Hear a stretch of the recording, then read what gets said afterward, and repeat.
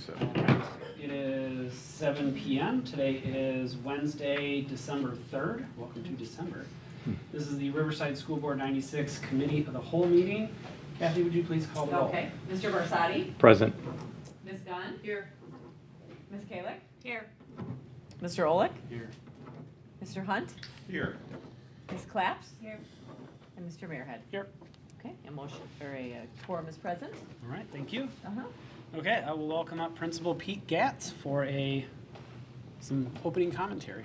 Good evening, everybody. Thanks for coming tonight. It's been a busy a few weeks leading up to Thanksgiving break, and then we've got a busy 3 weeks ahead. Finished one book, one school at Central. We did Mouse and Motorcycle this year. Huge thank you to fifth grade teacher Laura McMahon for spearheading that with the students, faculty, and families. She does a wonderful job of putting together not only the content and getting staff to participate with read aloud portions that are recorded for families to use, but also develops a website each year for the content so the parents have easy one-spot access to go to for everything. Parent-teacher conferences, again, were a fantastic success. We had huge participation. It's a great opportunity to celebrate successes with families, but also kind of set tones and expectations for the rest of the year for students. And it was a very successful couple of days. And Central students also collaborated with the Central PTO to collect canned food and items for the Riverside Food Pantry, and those donations were made right before Thanksgiving. And then this week starts off a very busy week, a couple of weeks here as well. Tomorrow night we have the 4th and 5th grade choir and 5th grade band and orchestra concerts at Hauser.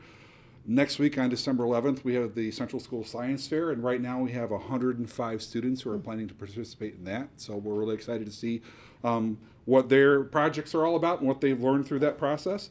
And then December 16th is the kindergarten through 3rd grade Winterfest program for Central, and so we're looking forward to see what Mr. Renato has prepared with the students for that evening, and just looking forward to a successful couple of weeks leading up to winter break. Busy, but a lot planned and a lot to look forward to. So thank you and welcome. Thank you. The food pantry is getting a lot of participation. Didn't I think the library? There was an article in the Landmark. I think I saw that the library club at Hauser participated. I think all the schools have been doing something, which is great. Wonderful, really wonderful. Yeah, I know the scouts are participating in that as well, and we just delivered a huge car full of food, and I think they have more food than they have storage for. But I also understand there's been a lot of foot traffic coming through, so it's very, very much needed. So, cool. Thank you, Mr. Gatz. Okay, with that, public comment. Kathy, do we have any public comment? Okay, so I'll read this anyway. The board welcomes and encourages community engagement at all board meetings. Therefore, time is allocated at the beginning and end of each meeting for audience members to address the board. We kindly ask that you limit your comments to 5 minutes. Please note, this is a board meeting in a public and not a public forum or town hall. The board does not directly respond to questions or comments during the meeting, but may ask the superintendent to follow up with you as necessary. Tonight we do not have any public comment, so I will just move into the agenda. Before we get into topics, are there any recommended changes to tonight's agenda? Nope. If not, then I will turn it over to Mr. Olick for a facilities committee update. I think the latest news is the village approved the proposal for Blythe Park with some caveats. Ryan, are you presenting anything, or do you have any changes? I'm happy to talk about it. So, I think we have some changes that we have to talk about. So, but overall, the plan is approved, just without a fence. Yep. Okay. And because that change happened at the village level, really wanted to bring it back to all of you for that review and information. Yeah, each committee had their comments in the village, and then the village trustees voted on it.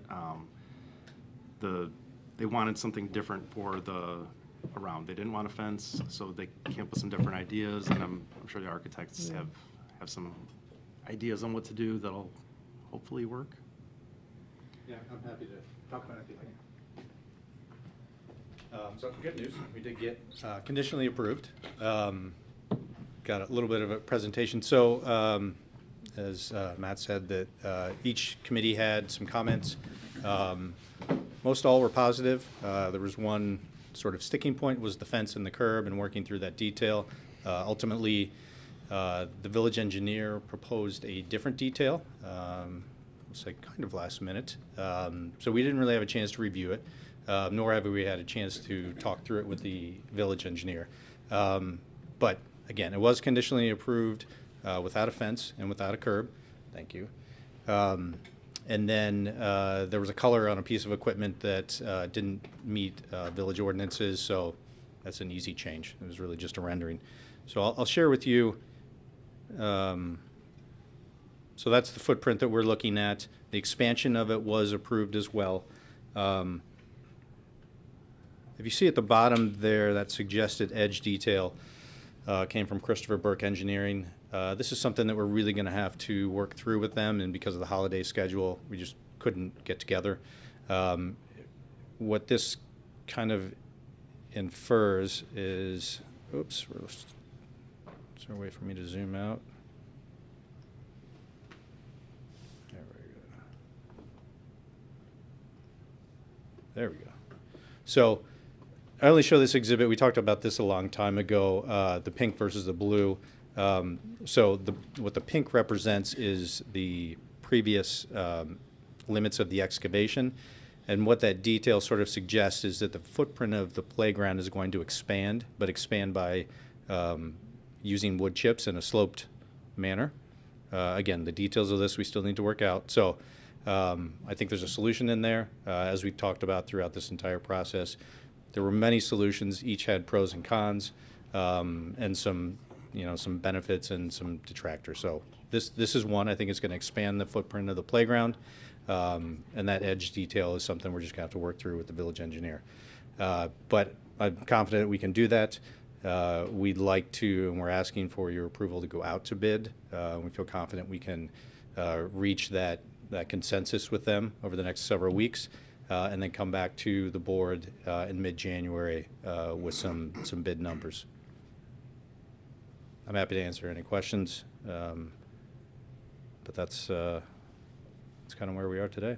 So would that be an issue with any potential bidders if we don't have all the details nailed down? So We would have the details nailed down before we bid it. okay. Yep. Yep. You just need a little bit more time to get the details. You just don't have them tonight, but you'll be Don't able have to them get the tonight. next couple of weeks. Yeah. Yeah, so we've reached out to Christopher Burke's Engineering, and we're looking to schedule a meeting. So depending on some of the will of the village in terms of how they want to maintain that edge detail, and some of the details around the stone versus the concrete curb, which has, goes down into the ground. We can work through those details. It's just a matter of what they're willing to accept and what they're willing to maintain, essentially. So, I mean, there's virtually no impact to the equipment or the playground itself.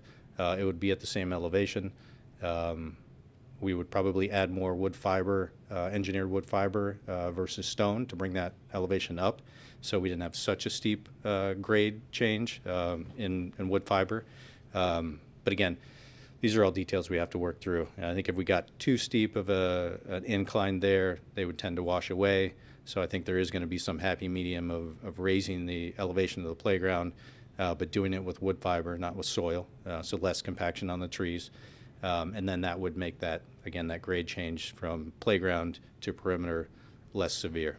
So, and then beyond that, it's just, a maintenance thing that we need to come to an agreement with the village.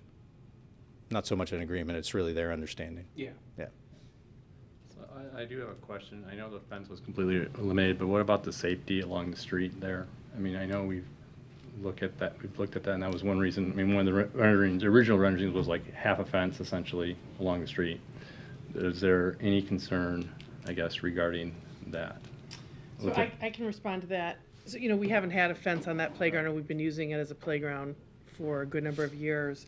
During the school day, we pay supervisors. We pay our own staff to supervise children on the playground to keep them safe. So if balls were going to the street or something like that, often it's we're asking a staff member to go and take care of that. I think staff would have preferred a fence, but I think because we have existed for a long time without a fence, with the right level of supervision, the right level of adults involved, we've demonstrated that we can keep kids safe, keep kids out of the street. I think the other thing is I think this new equipment will also be more compelling. So again, we have not had a problem with children wanting to run into the street. It does drop off there on that, what is essentially the southern side of the playground. But I think just given the strong, I think it's stronger than preference, right? Requirement of the village that there not be a fence. I know I had talked with the village manager about, the fence sort of came around this issue of elevation and safety from that potential trip hazard of that partial wall. I'm very confident we can handle it during the school day with supervision. I have an anecdotal experience that street there. I think it's Blythe Road is not the busiest of streets. In fact, the only time it's really busy is when you see parents lining up to pick up their kids from aftercare. And that's when they're out on the playground in the summer. But it's not a busy street. There's not a whole lot of traffic other than just local to the houses that are there. All right.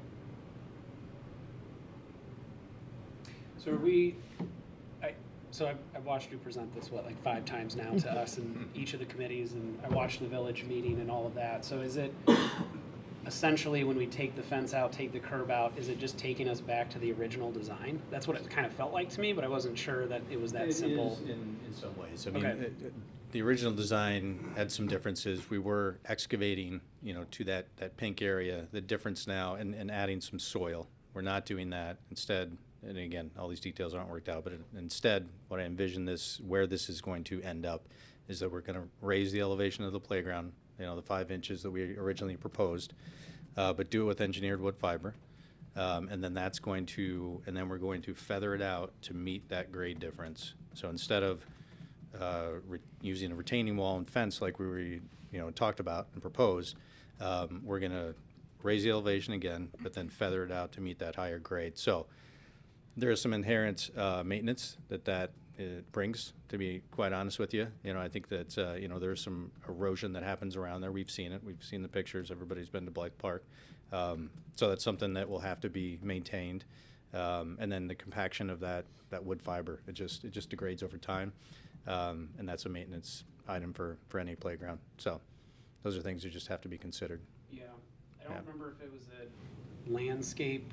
I think it might have been at landscape you were talking about. It hadn't really resonated with me, but as that mud kind of washes in there and then it hardens, I mean, you're essentially filling in all of that fluffiness with hard dirt soil, which is what we were trying to avoid.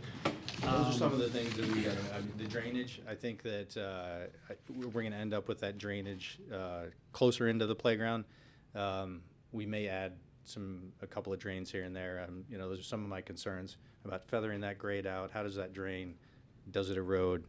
I'm not saying there's no solution in there, but those are some of the questions that I have, and I haven't had an opportunity to talk through with the village engineer to see, what his thoughts were, if he had looked at other drawings, but I'm sure we can work through a solution.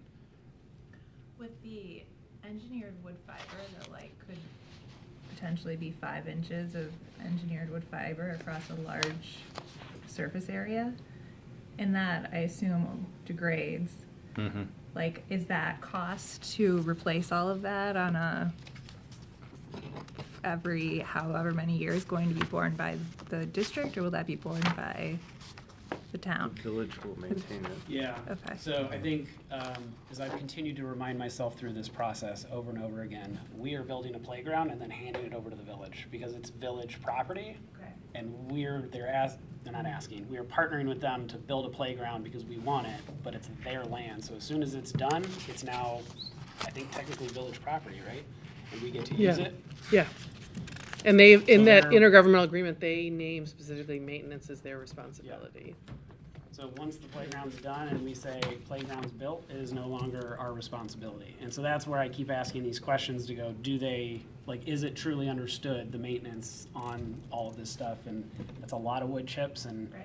they've been talking about raking it and refilling it and breaking it down and then the mud and everything. So as long as everybody's aware of what that's I gonna agree. put onto the I agree. village, I'm Yeah. great with the whole thing. I just wanna make sure that everybody knows what they're getting into and we don't waste a bunch of money on a playground and then it's hard to maintain, which I think is maybe what you're getting at. Yeah, I just know that wood chips can be very expensive, and when you have that large of an area, and It's a lot of cubic feet. it's a lot of cubic feet. So yeah, I just wanted to understand the costs and if it was going to be something the district would have to bear. I think the plan that we put forward, the one with the curb and the fence, is virtually maintenance-free because there's no mud that's going to go in there. It's just add new wood chips as it deteriorates, now there will naturally be more mud, not as significant as now, but it will be a different deterioration. Yeah, I would agree. I mean, I think the hope is, and I think what the village engineer was thinking, not to speak for him, but was that where that mud is eroding, that's where the engineered wood fiber would be feathered out to meet that higher grade. So hopefully to eliminate some of that would be the goal, and hopefully the solution that we would reach together. The maintenance part of it is something that I will reiterate and make clear, and I'm sure that they were clear in suggesting this option. But it will take some maintenance, on a biannual basis. Yeah. So, I mean, I know the village has a large initiative to, refurbish all the parks. Turtle Park is in process, and this is a big, significant update for them. So I'm sure they're aware. Yeah. I imagine they are, but it's always good to just say. But I will reiterate it. Yeah. Yeah. I mean, all those are important points going forward about the maintenance, and not to get into the IGA, but the equipment, all of those things, and where those warranties lie. Those are things we'll probably want to discuss before construction is completed. Yeah.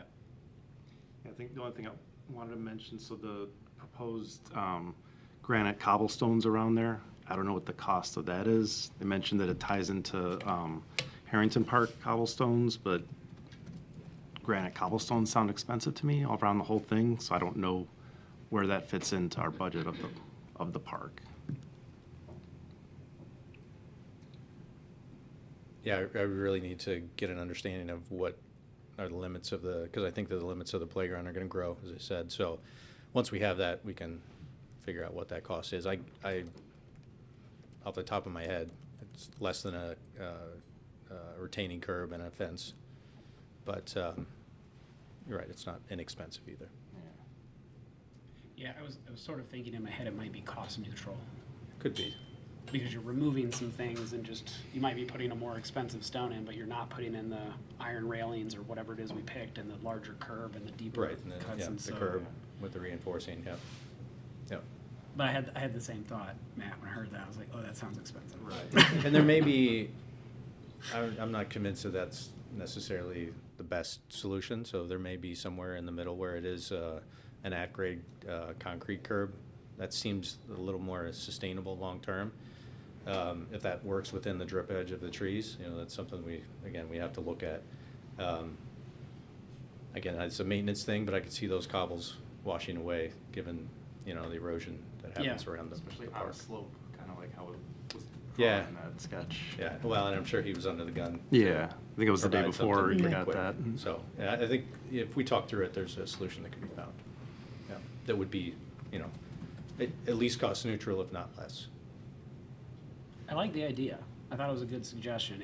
If it is reasonable, if it's cost appropriate, right? Like, I do think we need to be careful. We need to be careful with the budget. I want to make sure that we're partnering with the village and doing all that interconnectedness. But yeah, we can't go crazy with the budget on this thing too. So. Yep.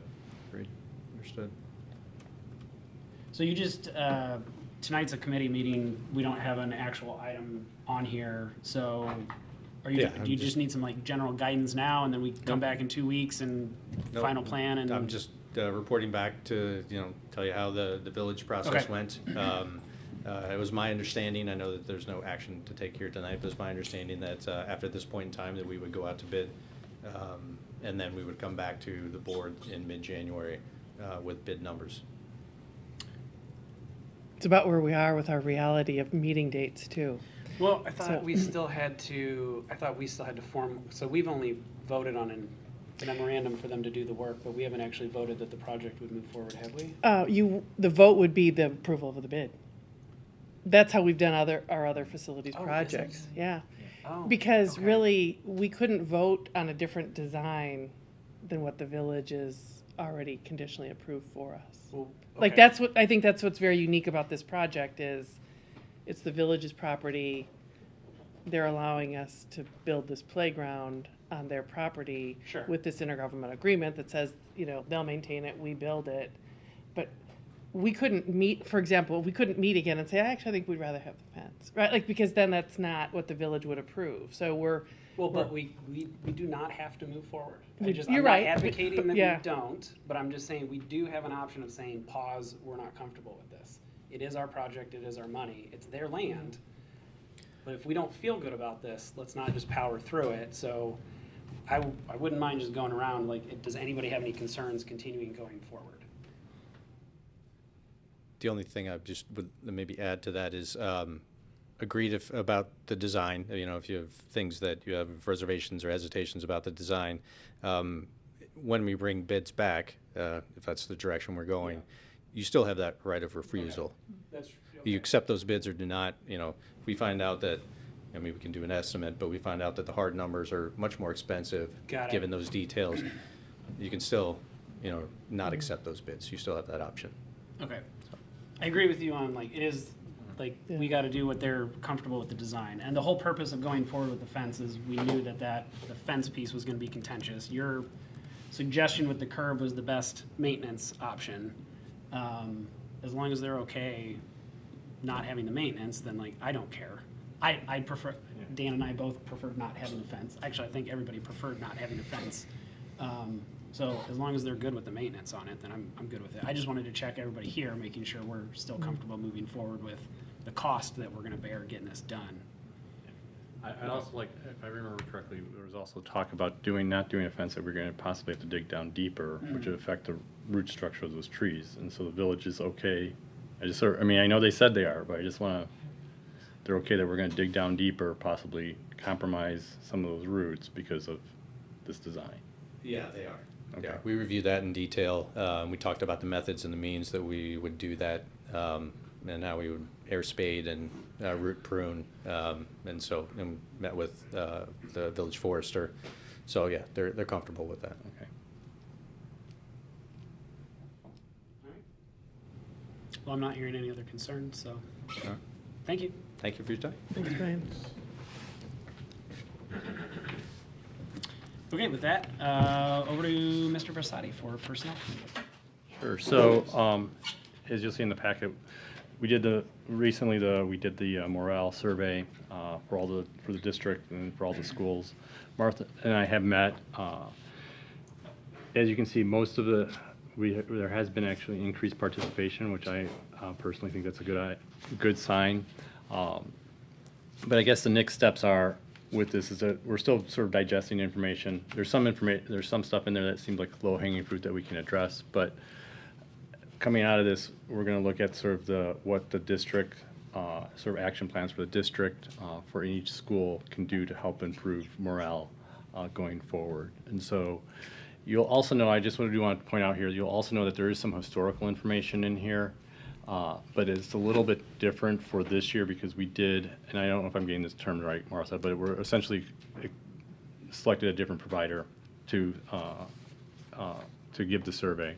And so their data is just a little bit different, so you'll see that there's some differences, but not much. So I don't know, Martha, if you have anything you want to add, but essentially we're looking to figure out what's to go forward and how to improve morale based on this survey.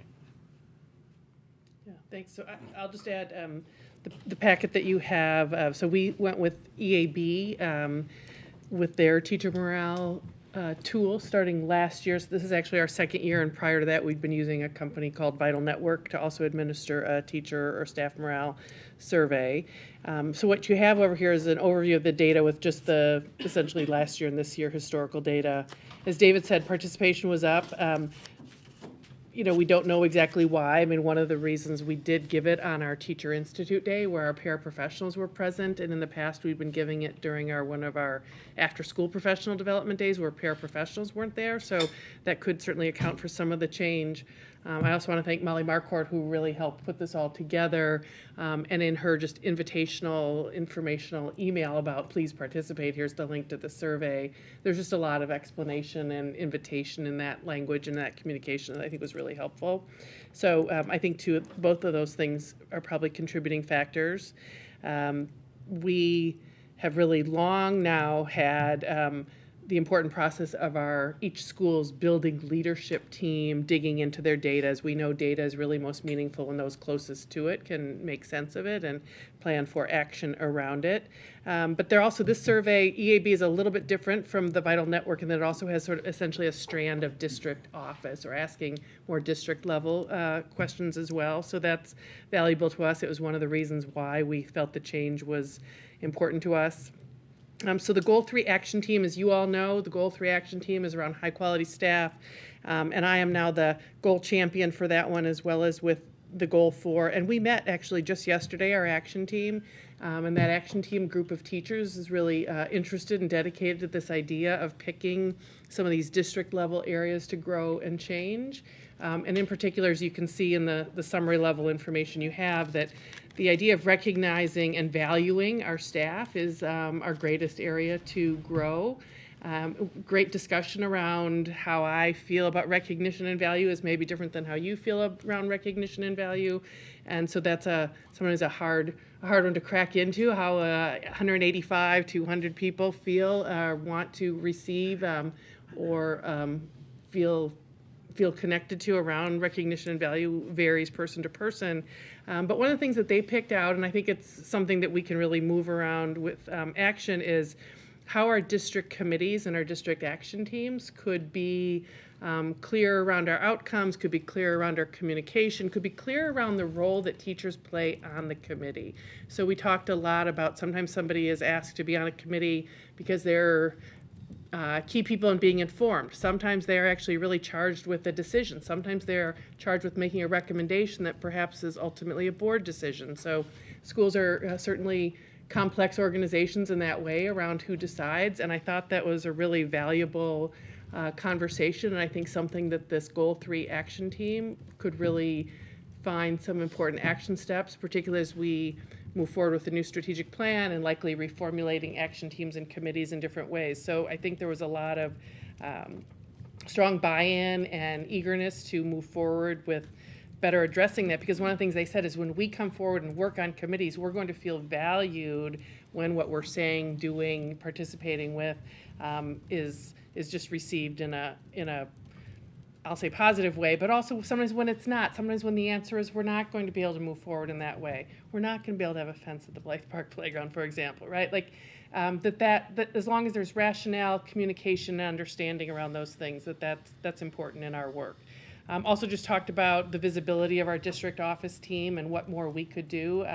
We all make great efforts to visit our school buildings regularly, but don't necessarily always have an opportunity to connect with all staff in the most meaningful ways. So looking at that, and again with suggestions from teachers, right? Like so we can come up with ideas on how to be more visible or more communicative, but really having that dialogue and that collaboration with teachers feels really important and valuable. So felt really good about where our meeting was this week and looking forward to continue to work with this committee to move that process forward and take action steps. And then each principal is also really digging in, again, as they have over the past couple of years with their building leadership teams to talk about action specific to each school. So again, we've talked about the importance really is around creating action with this data. We've also talked about probably revising the KPIs that are sitting with Goal 3, but given that we are headed into a new strategic plan, that revision would probably come with the new plan. I anticipate we'll have some kind of high-quality staff, personnel goal area in the new strategic plan. So the other thing that we added here that I think is sort of interesting to take a look at is there was a question at our last meeting about how 5 Essentials ties into the staff morale survey, as well as the family engagement survey that we did 2 years ago. And if you recall, last meeting decided we weren't going to do it again yet because we were going to link that to the new strategic plan. So with the support of AI and with the support of Don White from Educational Leadership Solutions, who has helped us with other data and information, made a strong effort to try to align the results from those 3 different survey tools, and you have that information there as well. So any questions? I guess one of the key things I took away from this, as you pointed out, is that there seems to be in this survey an indication from teachers that they're not feeling recognized by district leaders, they're not feeling valued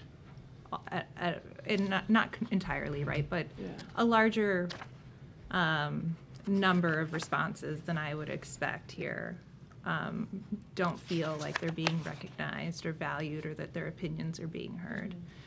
And so do you sense like when they're giving these responses and they're talking about the district leaders, are they also talking about the board? Or are they talking specifically about our administration team? I don't get the sense they're talking about the board. I think that it is about, I think, the district administration team. You know, there's one question on here, and we've all dug into it, because I sometimes think when you're looking at a survey, you can't help but say, like, well, this isn't, why do they ask that question that way? So one of the questions they ask is, in the past week, I have received recognition for doing my job well. And everyone pauses around this, in the last week. And, like, that's a high bar. I'm not saying it's wrong at all, but I would say, like, to a person, anybody that I have stopped and talked to this survey about, they've been like, why do you think it says the past week? And that's one of the questions we're going to go back and revisit with EAB, because my hunch is there's, like, some construct validity to the survey, that they're asking people, have you received recognition in the past week, even though that may not be common for people to be recognized every single week, let's say. And a lot of teachers are saying, I don't need to be recognized every week. I need to be recognized. I need to feel that my work is valued. But I didn't mean in the past week. So there's some measurement questions that are interesting, but we see that there's this cluster, right, of in the past week I've received recognition, teachers are recognized for excellent work by district leaders, my opinions are heard and valued by district leaders, I'm treated fairly by my colleagues, which also seems to fall in that cluster of recognition and value, which is also similarly in that area of disagreement, right? And so it's Yeah, but I'm taking that specific question out, right? And I agree that there's some validity to that question. Yeah. To the week. It's like I've been recognized in the Yeah. past week. Like, yes, it's nice to hear on a Yeah. weekly basis that you're doing well or that you're valued. But like, if I take that one out and I just look at all of these other pie graphs, like, it still seems to me that there's this larger amount than I would expect of feedback that's telling us that they're not feeling valued or they're not feeling recognized. And so that's why my question was, is that coming from is there something more we could do as a board to recognize our teachers, to make them feel valued, to let them know that their opinions are being heard? Mm-hmm. Or do you think that this survey isn't really so much about at the board level, it's more so at the district administration level? And I guess if I can just sort of chime in, that's something we're sort of looking at. It's like, what are the action plans coming out of this? What can we do? Do we have like a concrete, this is what we're going to do, we're going to do X, Y, and Z? We don't have that yet, but we're sort of looking, that's what Martha and I are discussing, what can we do, especially at the board level. At the district level, at the school level, that's not necessarily like the board's preview, but what can we do to help the district office and the schools improve that?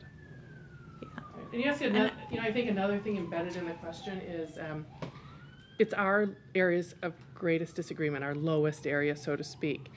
But how does that compare to other districts? That's a question we want to go back to EAB. Like, that's been an interesting question.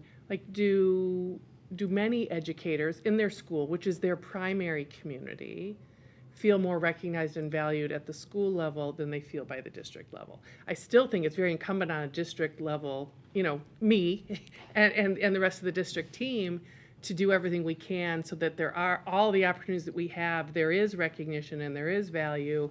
And I think your question about the Board of Education is also very pertinent in that way. Like, I think what they're saying is, somewhere beyond my school building, I feel less recognized and valued than I do at my school building, right? But nobody has come to me and said, I sure wish the Board of Education would do this differently or do this more. I do think it's more to the district office team. And this was given at the Institute Day at the beginning of the school year. Now we're a trimester in.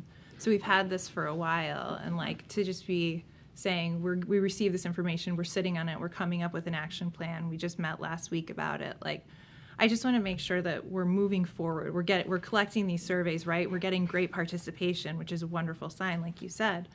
but then like we hear about it as a board, and then like we probably won't hear about this again until next year. It would be great to hear, like, look at, we took this back, and this is what we're going to do to recognize the teachers. Or if you think that it is more at a board level that teachers want to feel valued, like, then I think we as a board should sit around here and talk about, hey, what are some ideas that we have to bring teachers in so we can recognize them and make them feel valued for the great work they do? Because that, like, we have to do that in an open meeting, right? And so is this, like, when do we talk about it? No, If not now. And it's not like we discussed this last week. We've discussed this, but the data was Yeah, this is from the October Institute Day, so not the August, just to, I don't know if that's a misunderstanding. So it's not from August, it's from mid-October, and granted it's early December, but this was on the board agenda for a month ago, and we tabled it. And the committee had met to start discussing it. It's just, from, again, a month ago, shortly after, as they just had it as very fresh survey data. So it wasn't for the first time yesterday. And each building had been talking about it already, but what I also felt really good about yesterday is there was more momentum yesterday, right? There's sort of that, like, first time you look at it, you digest it. Wonder why we asked that question anyway. Like, there's so much to pause and think about. And I feel like yesterday the group came together and said, this is what starts to make sense as an action step. So it wasn't the first time, and it wasn't from August, just so that we're all clear on all those pieces. Got it. I'm curious what the breakdown of, or if the answers could be broken down based on paraprofessional response and teacher response. Because I think it's great that they were included, but I think, I wonder, is the recognition not coming to the paraprofessionals who do a ton in the classroom and aren't typically as recognized, maybe? And the other thought I had looking at this is the large chunk of neutral response. So does that mean I don't know, I don't care? Right. And then those answers really could go either way if there was more clarity. Yeah, and actually teachers talked a little bit yesterday about when they might choose neutral, and sometimes it is exactly what you just said. It's when they feel a little confused by the question. Yeah. So there's another question about the district provides me opportunity for professional advancement. And it's another one that people have really paused around and said, like, does that mean I get high-quality professional development? Does that mean that there's a pathway for me to become a principal here? And guess what? I don't want to be a principal. I don't want to be a principal. It's not one of my career goals. So, like, people have also reflected on that one. There's a couple, and what we want to go back to and also say to EAB, like, is there a clear intention in that question? Is that question modifiable, or are you telling us do not modify it because you have some, construct validity here, and this survey is built a certain way for certain reasons? And we got to keep in mind too, when we talk, there's a lot of these things. I mean, I'm assuming most of us all taken some sort of iteration of these type of surveys. There's a lot of sort of non-quantifiable information. It's like, what is recognition? I mean, it's like recognition for me is like somebody comes and like gives me like a bonus, or to you it's maybe somebody, it's like just said, hey, nice job. I mean, it all depends on what it is. So that's what we're trying. That's what we have to dig into. And so, I guess what is, I know this is something that, I mean, as a board we've been talking about for a while. It's like we haven't had this information. We have this information now. I mean, we've been doing this, but we now like are discussing it. Right. We're talking about we're taking an action step to try to move forward with this. And so, how do we recognize teachers better? That's the hard part. I mean, it's like, because what works for one person doesn't work for another. And so. So this iteration did not have the open-ended question, but the next two will. Yeah. Because I wonder if there are just like, so what would you like to see, right? What is a form of, to your point, for some it's monetary, for some it's, the contract, other it's like, That's impact awards, or like you were saying, just verbal recognition, or some type of, shout outs, kudos board, again, organizations, companies do a variety of different measures, like Selena said, like we could brainstorm, but is there an open-ended question that's like, okay, so what are some things that you would like? Because, right, we might not be able to implement everything to Right. If it's like, yeah, a bonus, money, right? Some want recognition that way or don't feel valued because they're not being, perhaps in their mind, adequately compensated for the work, right? That's something right now where that's not going to That's what I'm change. thinking too. So what inroads do you have? Right, and the way I look at it too is if, once the team comes up, the district team, the school teams come up and figure out this is what we need to do we need to do something different? Do we need to maybe throw like a luncheon every month or what have you to like, and I mean, that's based on just an example, not any facts or anything, but what can we do? And that might need a board approval, so we'd have to come back then for that. Right, and you touch on exactly the challenge in the question or the challenge in the goals and making changes is for, you know, for every person that says, I love having D96 Spirit wear or a t-shirt, other people are like, don't waste your money on a t-shirt for me, right, you know, so, yeah. Education, I think, companies, organizations deal with this all the time. Yeah. They're like, great, Yeah. your luncheon, your pizza, Yeah. when I work today, I think my Right. employees are like, Right. I'd rather a random flex day, a Yeah. comp day. Yeah. Thanks for the Right. pizza, give me a comp. I mean, people You do know? talk about, like, they want that authentic, real sense of appreciation, value, and recognition. You know, like they even said, like, we don't want our principal walking by a room saying, you're doing a great job, you're doing a great job, you're doing a great job, right? You know, like, that doesn't feel authentic. They'd have it rather less frequent, more meaningful. So yeah, it's very challenging to think about all of it, but I appreciate these thoughts, and these are, you know, kind of reflective of the conversations we've also been having at the leadership level and with our teacher teams, and our principals have been having with their teacher teams. So I think it's, you know, the one that sticks in my head, I know I've shared it before, is when we looked at this as an all-district leadership team last year, someone said, it's not any one thing, it's 100 different things, you know, or probably more than 100, right? 185 different things. Yeah. Or however many. Yeah, total, 35,000, whatever. yeah, right, yeah. Yeah. Because, it's all personal. Yeah. And like, I would consider our fall and spring social recognition. But Yes. I'm not sure everybody else would consider Yeah. that in the bucket of recognition. Yeah. So I think getting to that is good. And I think your points are valid, Selena. It's something we've been talking about for a while. You and I have talked about that related to this too, of just how do we, you know, 2-3 times a year kind of say like, here's the progress moving forward. And you and I have talked too about, we got to be careful. We want to be careful how we share this data, because like it's a great question.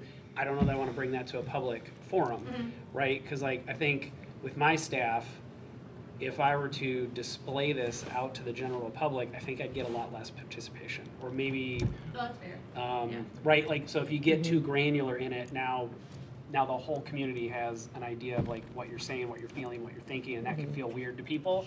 So I think it's trying to strike that balance of, I think the high level of just generally as a district, this is fine, but then you're working at the building level and the buildings are working within their buildings and all of that. It's going to take some time to get through, but I think, you know, I don't know, February, March, or whatever the timeline is, here's what we've implemented, here's what we've done, things like that. I think just keeping a pulse on improving it. But I would actually say, just in my experience of doing this for many, many years, these are fantastic results. I mean, recognition is always like one of the things that we can improve on within my organization and my company. And it goes back to what we're talking about right here is like, what do you want? What do you want? What do you want? And it's hard to give everybody exactly what they want. So having only 29 people disagree or strongly disagree, I think is actually really, really good. For this, that's your worst one. 29%? Correctly, Yeah. So 70% of the people feel like they have been recognized by district leaders. I think that's pretty exceptional. Not that I'm not saying we can't work to improve that, and we should always work to improve that, but that's a pretty good number from my perspective. One question jumped out at me. It wasn't, it's lower on the list, the one about safety. It wasn't 0. So what does that mean to somebody to answer this? Is it physical safety? Is it acceptance? Are they asked to do unsafe things? It's hard to know, because I know, it's only a handful of people. You don't want people But singled it's out. not 0, and so then in some way they feel unsafe. Yep. I feel like that should be expanded, or hopefully those people are saying that to their leaders, hopefully, right? yeah. Hopefully. Yeah. Some surveys will do, like, if you strongly disagree, you need to share information as to why. Safety is the other one that has been talked about as that question of interpretation. Is it the physical safety? Is it updated security measures, or is it more of a psychological, social, emotional sense of safety? Yeah, it feels like in the next survey that should maybe be 3 questions, Yeah. like physically Yeah. feels safe. Is Yeah. the building safe? Are people welcoming? Or- Yeah. There's always a lot to unpack with these Yeah. because everybody could interpret these questions slightly differently. And I go through this exact same exercise twice a Yeah. year. We do a spring and we do a fall. It's a set of questions in the spring and a set of questions in the fall. And I have a small group of people that report to me that I have this exact conversation with every single month. And it's even more intense when the semi-annual surveys come out. And it's hard to get at, but I feel like in my experience of doing this for, I don't know, 15 plus years now, it seems like you have the right structure in place, and you just got to have people engaged and willing to be transparent and open with it. And as long as that happens, we can make progress. These will never go to zero. Somebody's always going to be unhappy about something because it's just the way it works. But we can keep, trying to figure that out and improving it and getting the numbers down as much as possible. But it feels like you're on the right track from my perspective. And from just the board perspective, just to reiterate too, we are giving the survey 3 times a year. And David and I have agreed, like from the personnel lens, and also just my now taking over goal 3, just with the change with Don Tefano retiring, and Molly's wonderful, but we said she doesn't need to take on goal 3 as a new director of technology right now. But she is on the committee, which I appreciate, and she's been a huge help with just the logistics of getting the survey out, and then also now as we move her around interpretation. But I think if we say surveys administered 3 times a year, we find a way to bring it to the board 3 times a year. That's definitely our goal and our commitment there. So thank you. Sort of communicating, I think it's important too, it goes a little to Wesley's point and Selena, like communicating a little bit about what we're doing, because it's hard to do these and then you just think it goes into a vacuum. You have good participation, then you're like, okay, I do these, but like what comes of it? And some stuff might come of it and the teachers might not realize that is. So it's like, hey, we heard you. As a result of this, here's the things we're gonna do. Then everybody knows the recognition dinner is part of that. It might not be the way you want it to be perhaps recognized, but there were actionable steps that came out of you sharing this. And I know in our organization that's always helpful to say, as a result, here's what we're going to do. Because otherwise you might not realize that's what it was. Right. We think like, oh yeah, they must know that this is what that was for. That's why we serve lunch at the zoo and have the social in October, but you're right. Like, no. right. And then people will just become more jaded to want to respond to these because they'll think, what comes of it? Versus, goes into the ether and nothing happens. Yeah.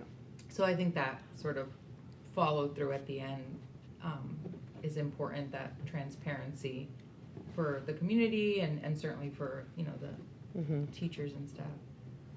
Yeah, no, thanks. It helps to just have your feedback on all of this. I appreciate it. And I agree with Selena. I'm glad we have this kind of like back on our radar, talking about it, kind of have some sort of consistency and tie it in, because if there's anything that we can do to help support this, then we would like to do that. Yeah, thank you. If there are some, perhaps we can get from the vendor how we compare against other districts or other averages to get a better idea, because it's sounding like you're saying our numbers are fantastic. Well, I mean, I don't know.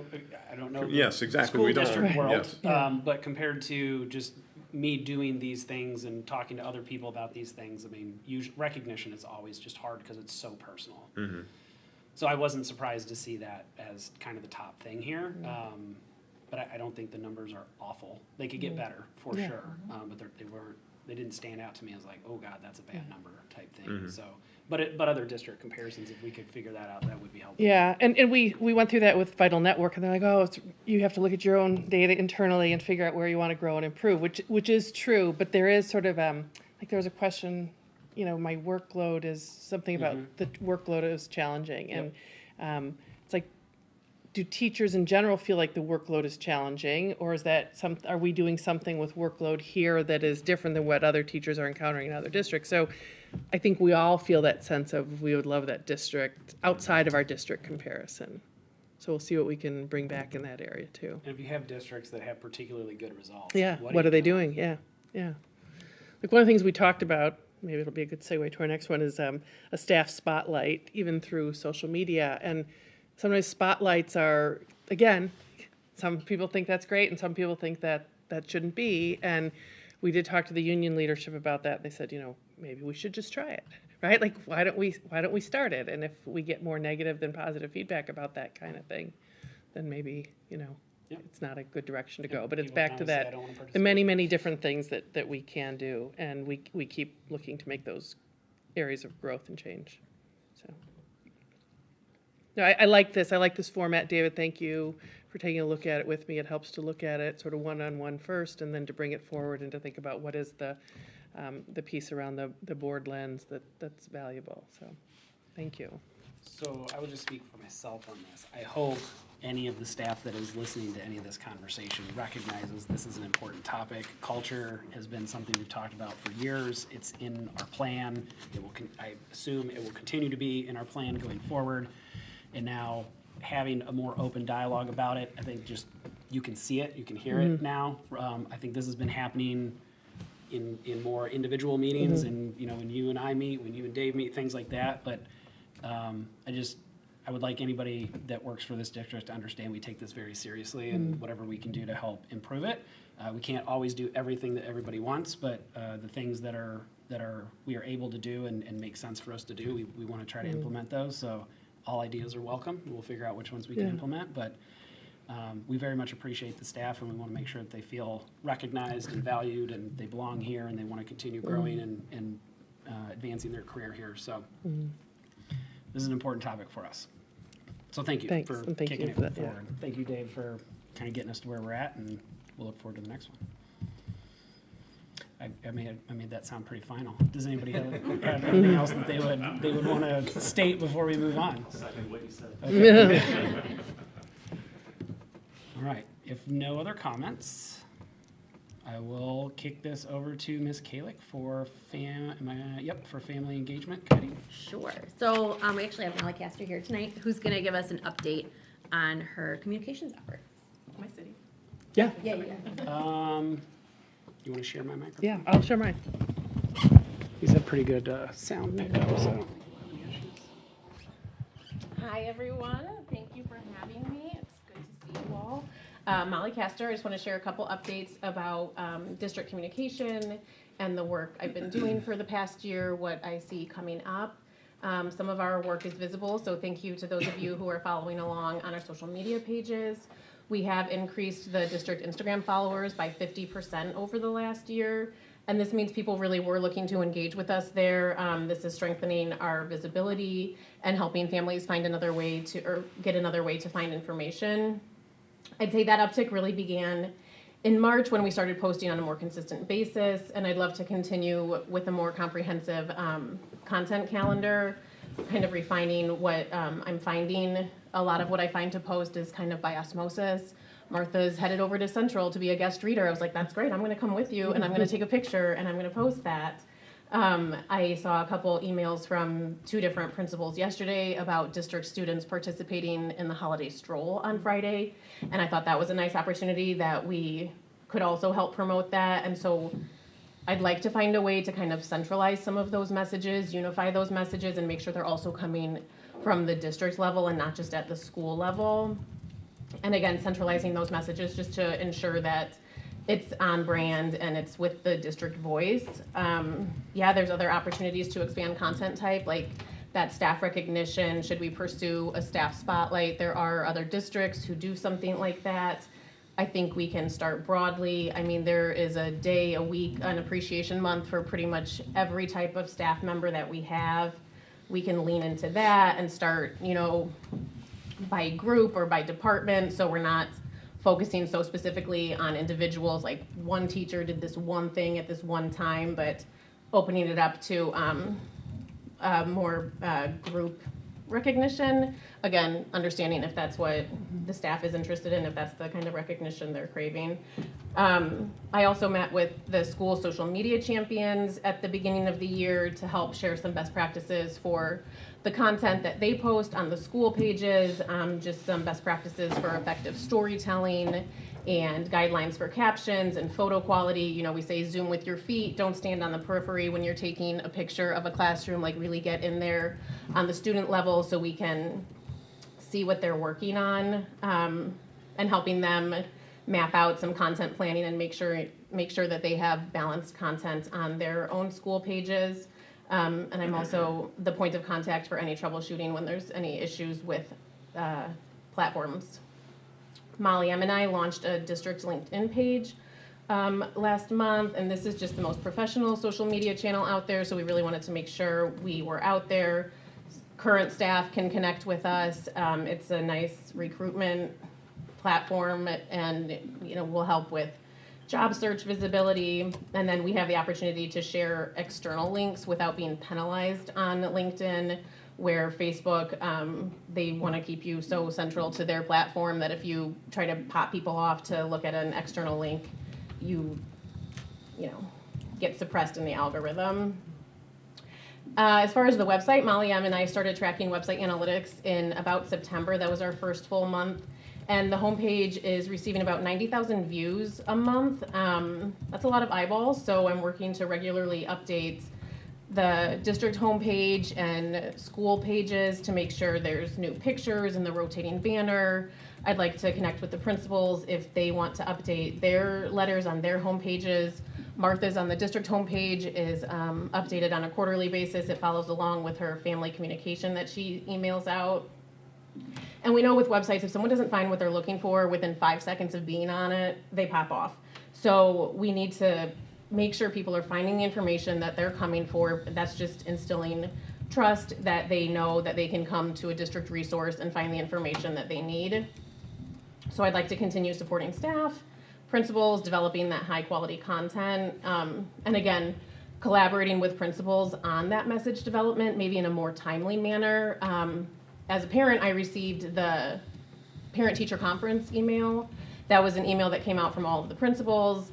I made it a little bit more digestible, made it a news article on the website, and then sent that link to the principal so then they could share the link in their future emails so they don't have to regurgitate that whole long, here's how you log into Power PTC, here's what Power PTC is. And so again, working with them in a more timely manner to make sure we can get that done.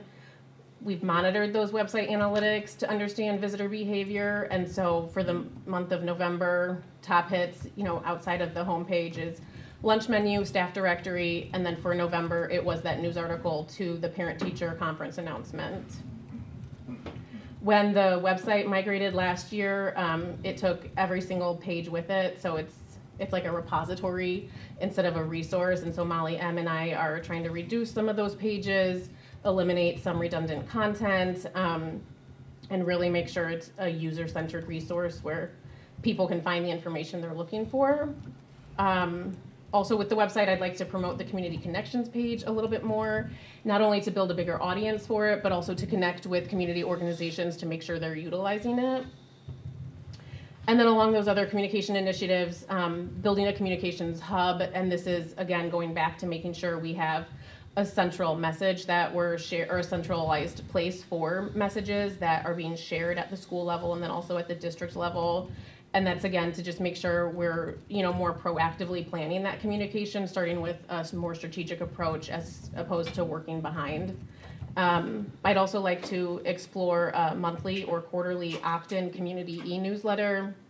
That wouldn't change how we're emailing current families, but this would just be an opportunity for community members who maybe don't have students in the district to receive positive news and updates without, seeking out our website or our social media.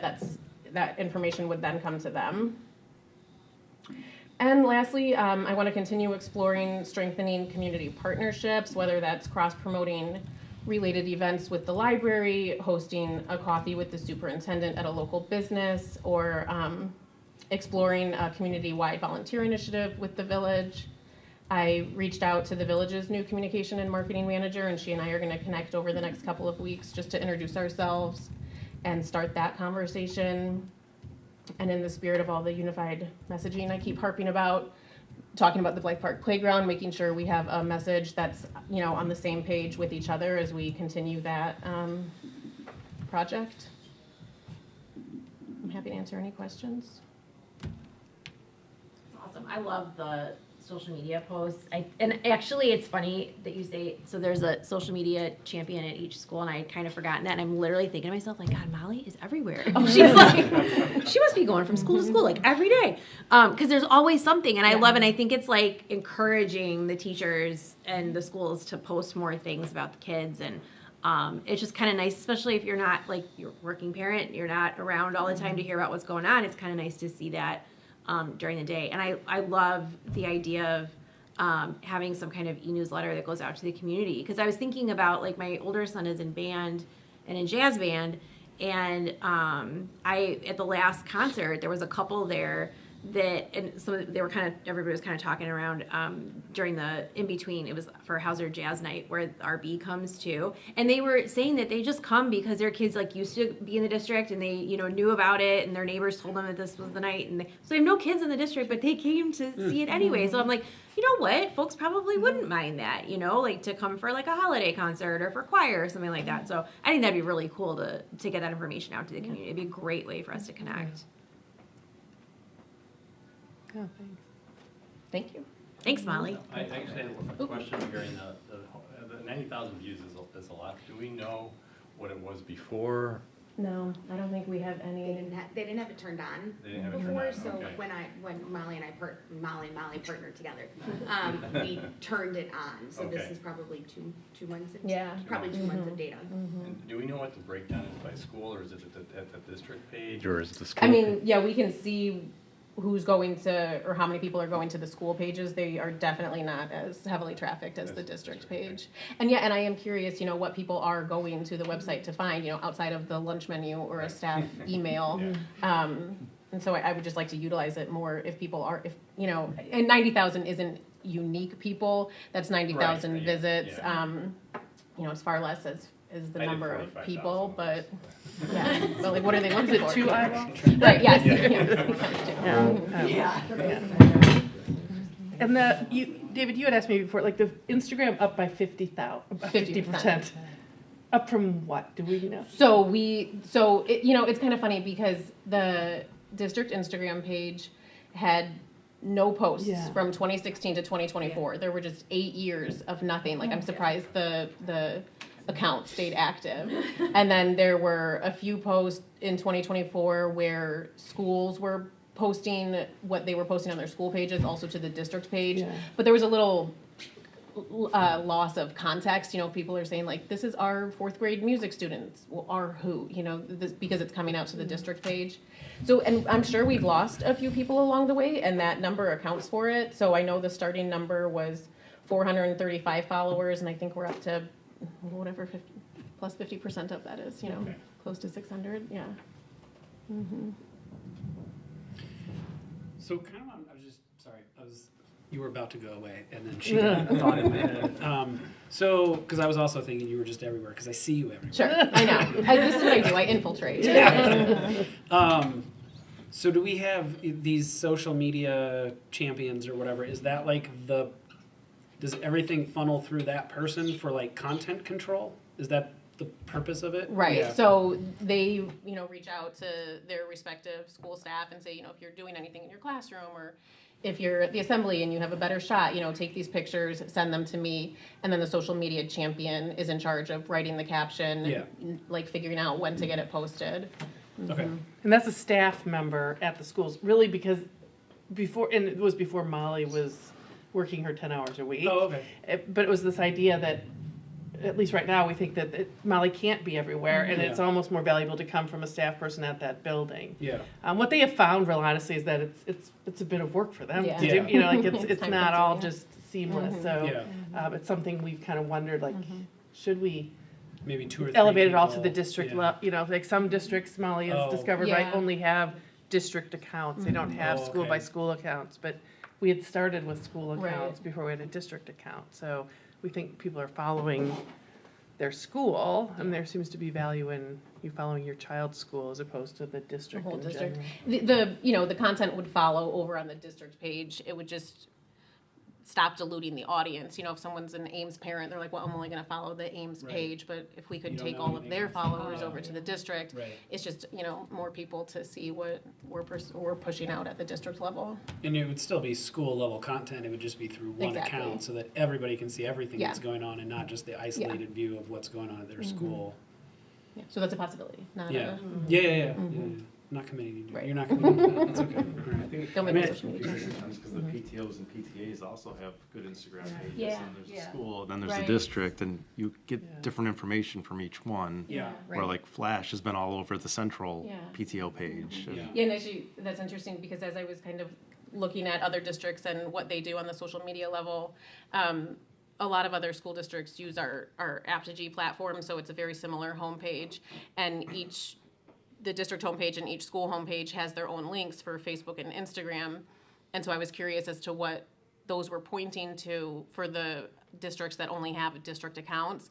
And they point to the PTO and PTA pages, which is kind of a nice way to incorporate, that. Yeah, I think like what you set me off on is just our constant, like, how do we communicate better? We have a lot of fragmented stuff. And I think we're concerned about arbitrarily trying to centralize that and take away the individualistness of it. But also it's very fragmented, and so it makes it very difficult to get those community. I didn't even think about PTOs. That's a whole nother Well, layer. the PTO is they're gonna promote an event that they're Yeah. sponsoring. Yeah. Not a district event necessarily, or a school event. So if somebody's just following the PTO or the PTA, they may miss out on a whole, the district is doing this thing. Yeah.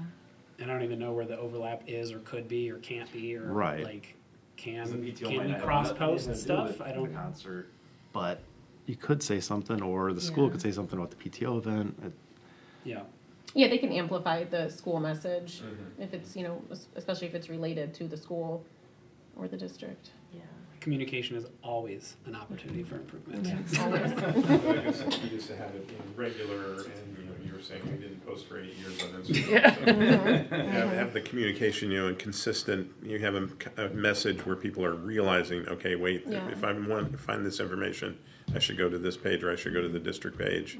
Because if you post it once and then 8 years later you post the second message, people aren't going to be around to hear the second one. Yeah. Well, just the amount of communication or how communication has changed in the last 8 years. I mean, people don't Yeah. want less of it. They want more of it. And social media seems to be a really It's just a valid quick channel way to- for it. I think even 8-10 years ago, it was like, just send me an email, Right. and now it's like, let me see it on social if you don't media. have a page. So, yeah. So maybe we could do a better job, I'm thinking like from the PTA side, to make sure that, like, we already have people following our PTA stuff for Hollywood, then we need to make sure that they're also following Right. school and district. So we can do a better job of advertising it. I do remember going through, because we had links on the newsletter. It was like an image that I had on the newsletter every week, and I was like, I should probably check these and make sure. And I looked at the Instagram, I was like, well, I'm taking that off because that hasn't been updated in a while.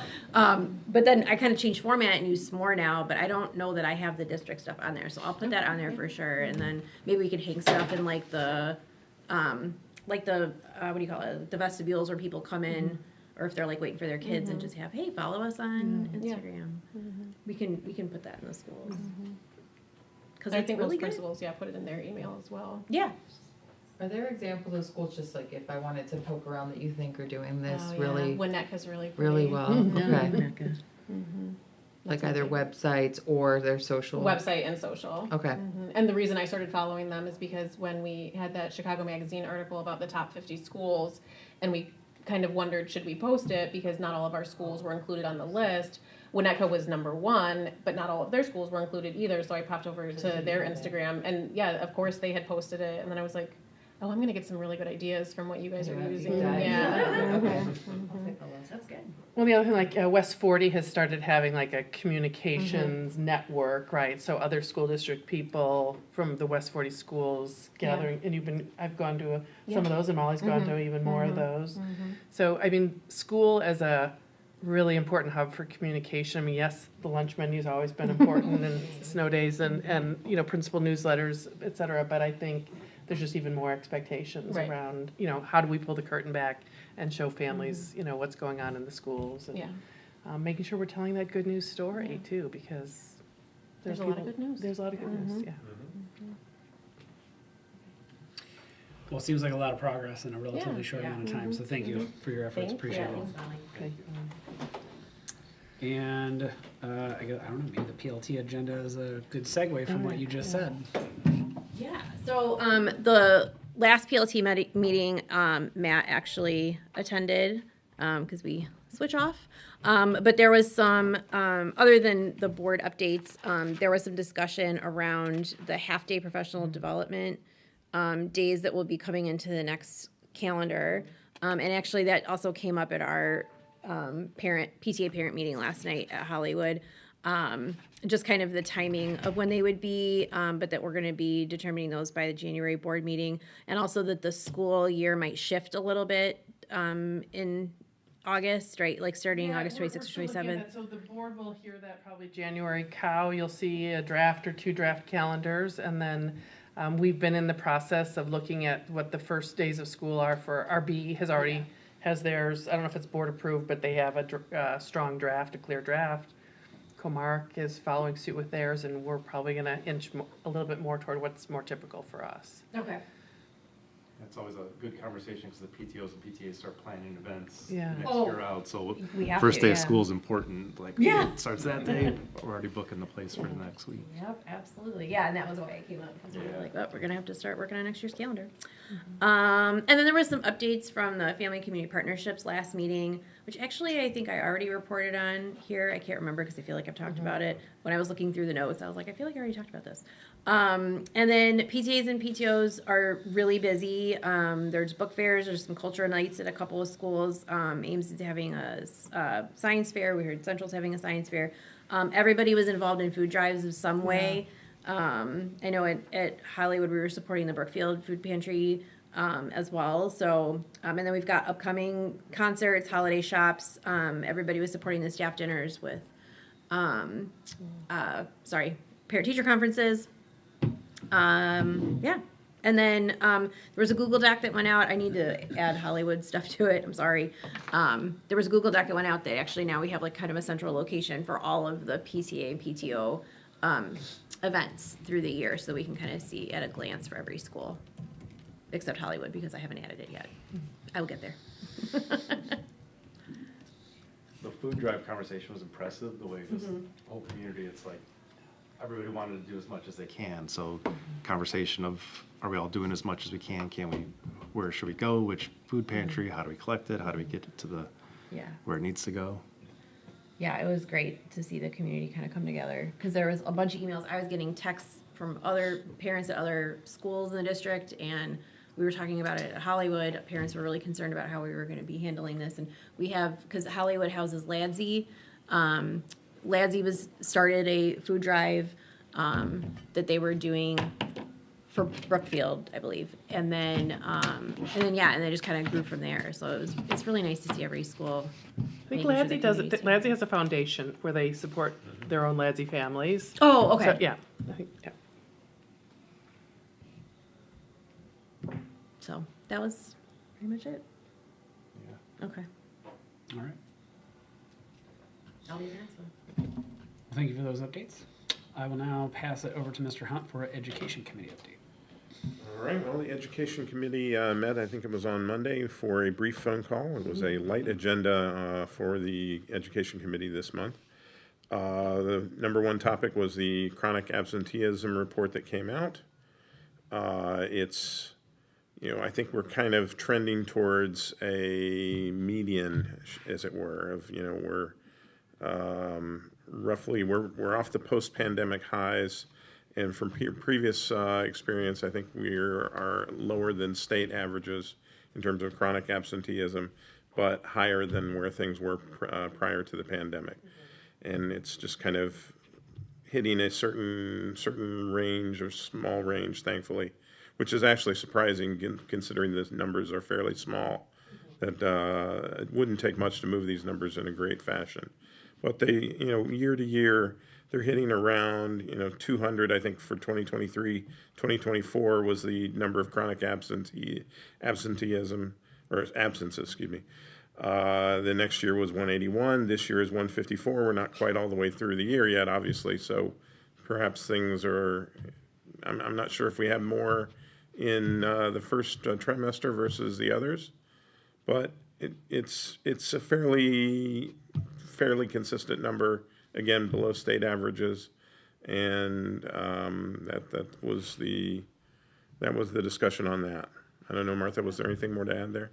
No, I think I appreciate the board keeping a close eye on this, doing this trimester by trimester reporting. So that's why we're reporting it now, because trimester 1 just ended in November. And why we see the variability school to school is an interesting question.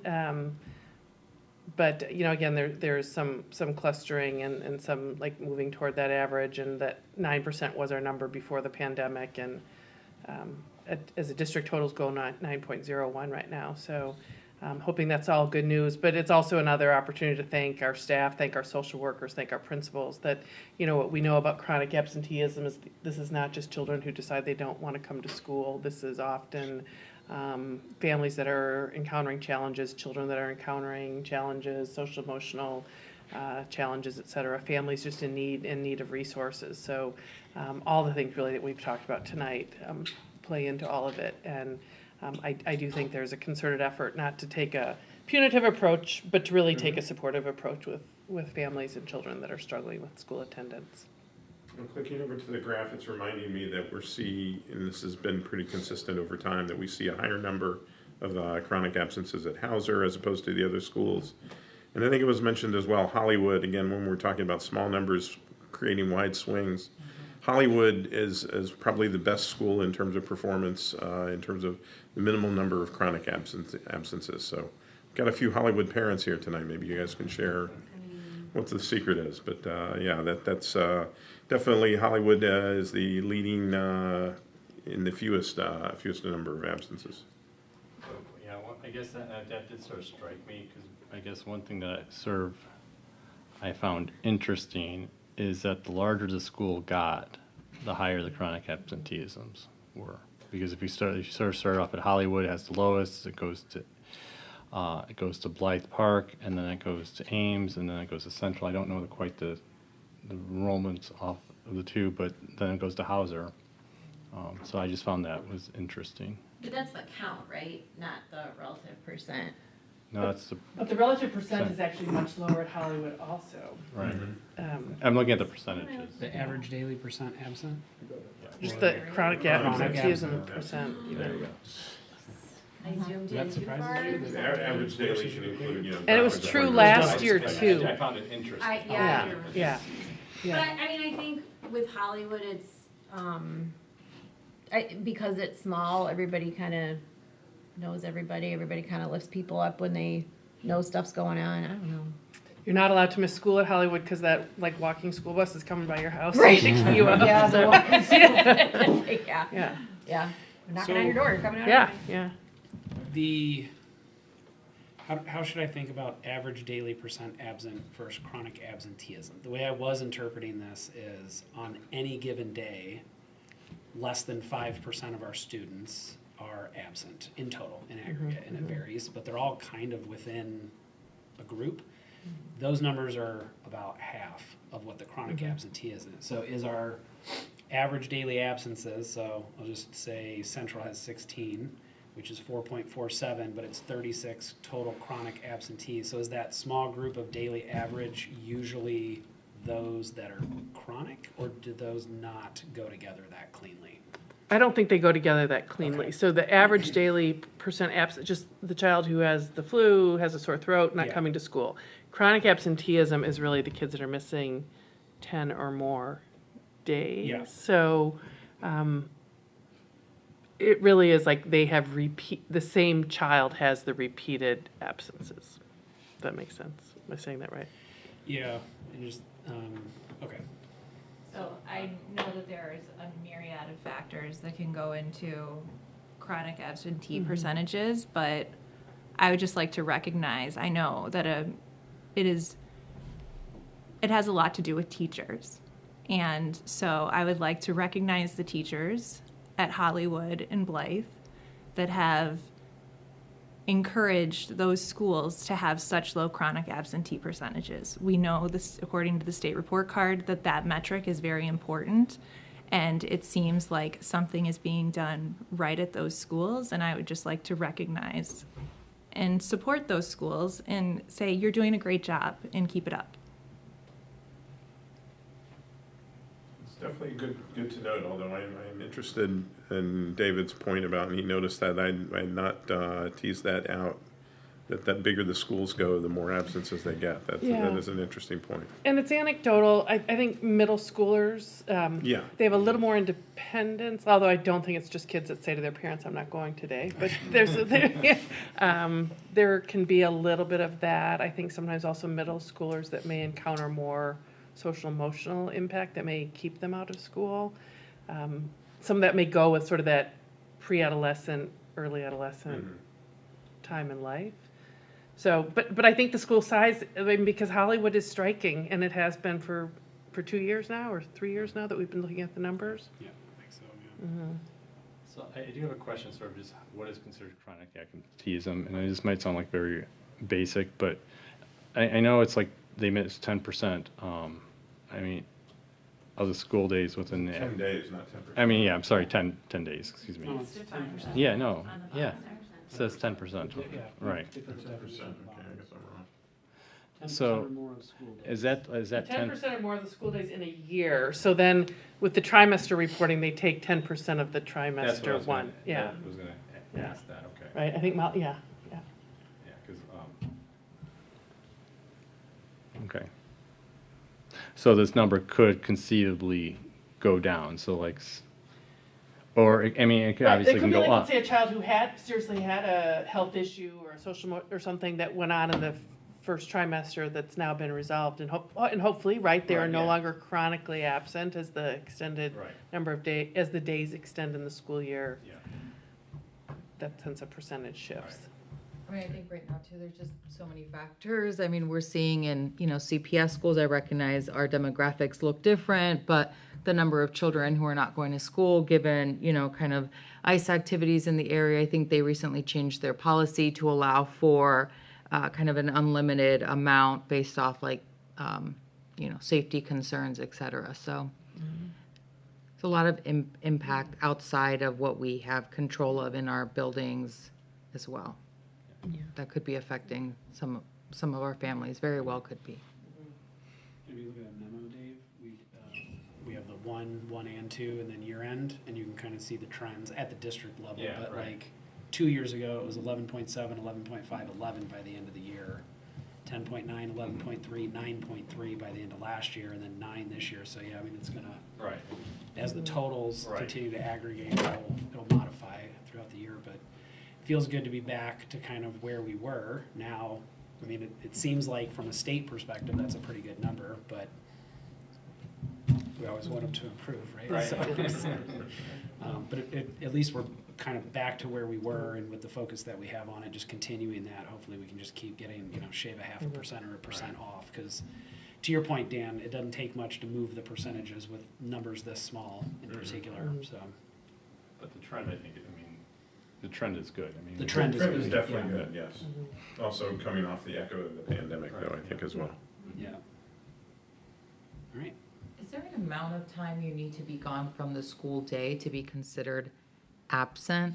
Like if you pull your kid for an ortho appointment? I know there's I don't like know what that percentage, half? I'm looking to Angela and Molly, is it, It's more than that. It's a half day or more. okay, so like pulling for an appointment, bringing them back Yeah. should not count Right. towards right. the They can chronic bring back. absentees. Okay. So bring your children back from their orthodontist appointment if you With the note. Yeah. Right. Yes. Right. I do my best to schedule those outside of school, but it doesn't always The work. orthos are near Impossible. They don't. Others are, it's just something about. The doctor was just right down on Quincy, I think, that my daughters always went to. It was always after school, they would go down there. Yes, so, and then the other point that we discussed was the School Citizens of the Year Award. That's a program through West 40 that the district had not been participating much as of late. And it sounds like that the staff had brought it up as an idea for starting to re-engage and have a School Citizen of the Year for each of the schools. There's a banquet, I think, that West 40 holds for all those students that are picked. So it's definitely a very positive thing. It's just not something that we've, as a district, have participated much in as of late.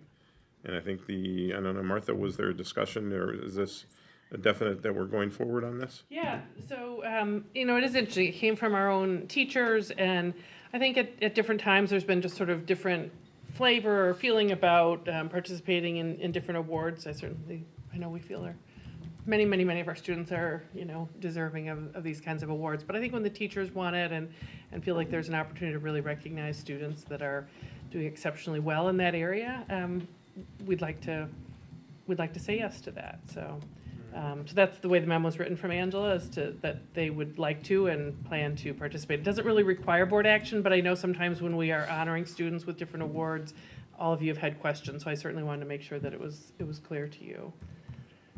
Any questions for Angela about it? My only question is, it says each school is encouraged to establish their own selection criteria. Are we working on that, or is that something that we could publicly state?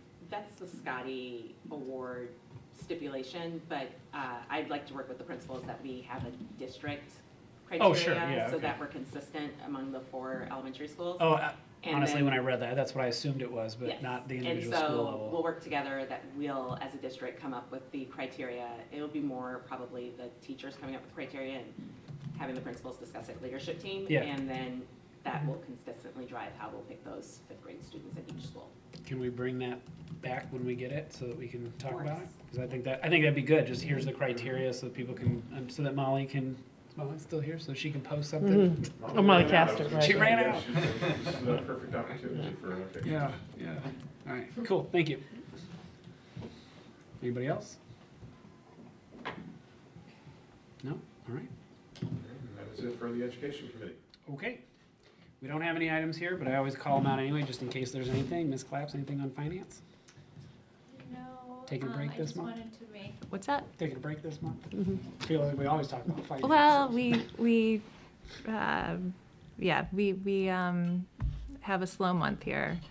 Mark and I and Martha have had just some preliminary discussions on what's provided to the board and the board package related to finance. And so, you know, we always want to make sure that we're providing the board with a lot of transparency around the finances and adequate information for you all to make decisions and observe what's going on with the district finances. But we're also mindful that, like, you know, if it gets to be hundreds and hundreds of pages, we might lose careful review by the board. And so if you all ever have feedback on what's provided, or if you'd like to see more provided or less provided, or you think that we need to talk about it here at the board table, just shoot me a note and we will make sure that we talk about it at committee and then bring it to you all.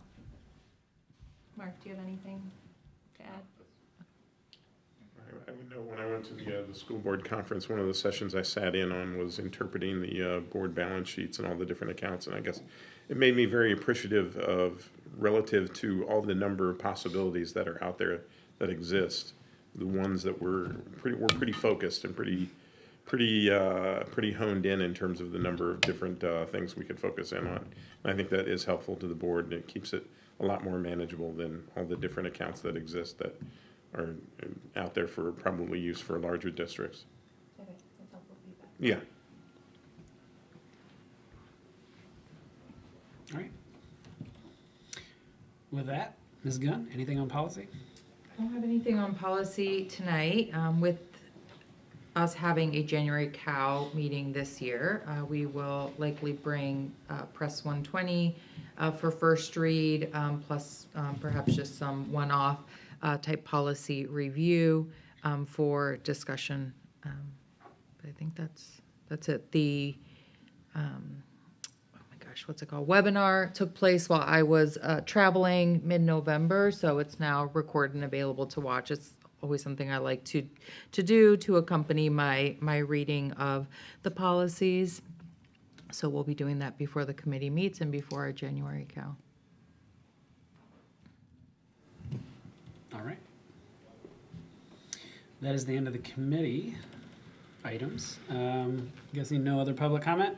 There is not. All right, thank you. So future meeting dates are December 17th. We'll have a regular business meeting at 7 p.m. in the Hauser Learning Resource Center. January 7th, committee of the whole meeting at 7 p.m. in the library at Blythe Park School. And January 21st, we will have a regular business meeting at 7 p.m. in the Hauser Learning Resource Center. And with that, this meeting is adjourned.